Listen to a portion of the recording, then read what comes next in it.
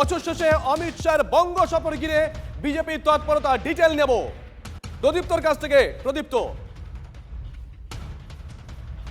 আমরা যাব প্রদীপ্তর কাছে। বছর শেষে অমিত শাহের বঙ্গ সফর ঘিরে বিজেপিতে তৎপরতা, বৈঠকে বিজেপি শীর্ষ নেতৃত্ব। 30শে ডিসেম্বর সাংবাদিক বৈঠক করার কথা রয়েছে অমিত শাহের। সাংবাদিক বৈঠক থেকে সিএএ নিয়ে কোনো বড় বার্তা দেবেন কি শাহ? ইতিমধ্যেই কিন্তু এই জল্পনা শুরু হয়ে গেছে। ক্রমাগত মতুয়াদেরকে ধোঁকা দেওয়া হচ্ছে। একদিকে কেন্দ্রীয় প্রতিমন্ত্রী শান্তনু ঠাকুর বলেছেন 1 লক্ষ নাম বাদ দিলে কি আছে, অসীম সরকার বলছেন 2 লক্ষ বাদ দিলে ওরা মরুক। এই তো তাদের মানসিকতা নমশূদ্র এবং মতুয়াদের সম্পর্কে। সুতরাং এত বছর ধরে যে মতুয়া সমাজকে ধোঁকা দিয়েছে সেটা প্রমাণিত। এখন অমিত শাহ আসবেন, ভোটের আগে উনি আসেন, যান, খাওয়া দাওয়া করেন, ওনাকে অতিথি হিসাবে স্বাগত জানায়। আমরা তো চাই যে সমস্ত মতুয়া নমশূদ্র মানুষের নিঃশর্ত নাগরিকত্ব উনি দিয়ে দেখান, তাহলে বুঝবো যে ওনার সততা আছে। এদিকে আমাদের পাড়া আমাদের সমাধান প্রকল্পে মানুষ নিজেদের এলাকার সমস্যা সমাধানের জন্য সরকারের কাছে দরবার করছে।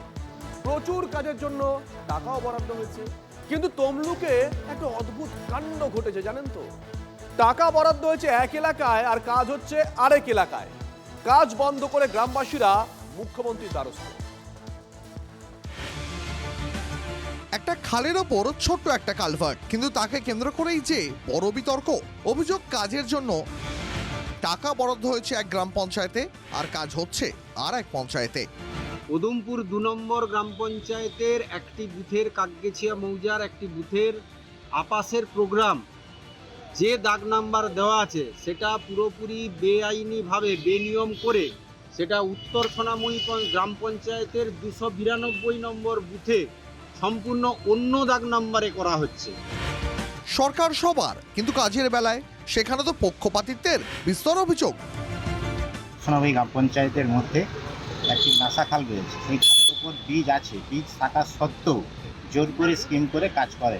সিএম ম্যাডামকে এবং ডিএম স্যারকে, এসডিও স্যারকে, আইসি স্যারকে এবং বিডিও স্যারকে আমরা চিঠি করেছি।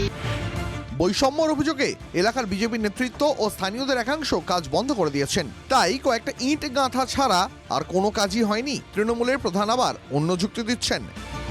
পরপর 3 দিন ধরে বাধা দেওয়ার পরেও পুলিশ প্রশাসনের সহযোগিতায় কার্যকর করছিল, কিন্তু তারপর যখন সমস্ত গ্রামবাসী এসে বাধা দেয় এবং তারপরে কাজ বন্ধ করেন। বিডিও সাহেব ডেকেছিলেন, সেখানে প্রধান সাহেব গ্রামবাসীকে না নিয়ে গিয়ে একা গেছেন। সেখানে গিয়ে বলছেন যে গ্রামবাসী যদি না মানে আমি মানতে পারি, এই বলে উনি সভা ত্যাগ করে চলে আসেন। কিন্তু ওখানে কন্ডিশনই ছিল গ্রামের মানুষদেরকে নিয়ে যাওয়া। তো এখন এইভাবে বিরোধিতা করে কেউ উন্নয়নকে বন্ধ করে দিতে পারে না। একটা ছোট্ট কালভার্টের কাজ, তা নিয়েও অভিযোগ পৌঁছচ্ছে মুখ্যমন্ত্রীর দরবারে। গোটা রাজ্যের বড় বড় কাজ ছেড়ে রাজ্য সরকারের বড় বড় নেতা মন্ত্রীদের এই কালভার্টে নজর দিতে হবে। স্থানীয় প্রশাসন কি এই ছোট্ট কাজ করার যোগ্যতাও হারিয়ে ফেলেছে? রাজ্যের একাধিক জেলা থেকে কিন্তু এই ছোট ছোট কাজের জন্য বড় বড় অভিযোগ সামনে আসছে। কনিষ্ক মাইতির রিপোর্ট, TV9 বাংলা।